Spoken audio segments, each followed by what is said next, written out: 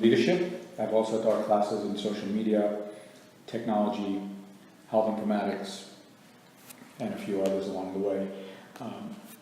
Some of those classes I actually brought to Florida State, so social media was one I developed, health IT and the certificate was another one I developed, leadership was a class I developed, and then if you've taken the technology class and hated all the work in it, that's my fault, because I put a lot of stuff in there that was interactive versus just a lecture class. I've been at Florida State 12 years, done a number of things, ran the undergrad IT program for a couple of years. I now work in the dean's office in multiple roles. I handle finance for the college, I handle communication for the college, and then I also do outreach to companies and K through 12 programs.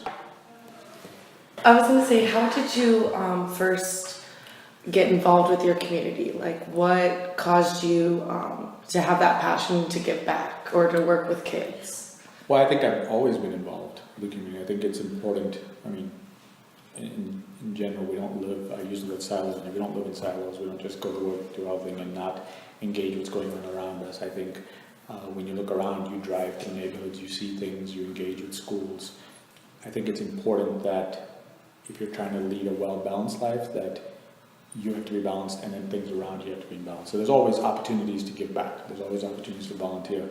And every time you move or get to a better position in your life, or an organized position, it's an opportunity to turn around and say, well, who can I bring along with me? Who can I help? How can I get the next group through that loophole that I just went through, or the challenges I face? So I think it's always important as an individual to be, I look at servant leadership as somehow how I live my life. It's, you're there to do stuff, but you're also there to serve others around you, because if you're moving the community or people around you, your friends, your family, to a different place, then everybody benefits in the process. So it's a different than, self-focused, I guess, in many ways. But was that something that you came to that conclusion on your own, or was that how your family raised you, or what? I think it's just how I was raised. Okay. I was always raised to, you figure out something and you help other people. If you've got something, are you sharing it? How are you sharing it? Growing up, we always had big family get-togethers, and there were relatives and distant relatives. And I mean, when I say my family, it's like 500 people. I'm not talking about my immediate family. So it's everybody, and I think it's family, friends, community. I think it's always been about, how do we all get better, and not necessarily more of here's my mom and dad and brother and sister, that's my family. It's all bigger.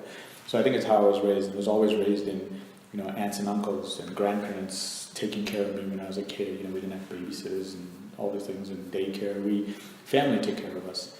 You shared roles. You ate together in big family groups. I think it was always that your community is much bigger, and part of your success and part of your happiness comes from being part of that group, that social structure.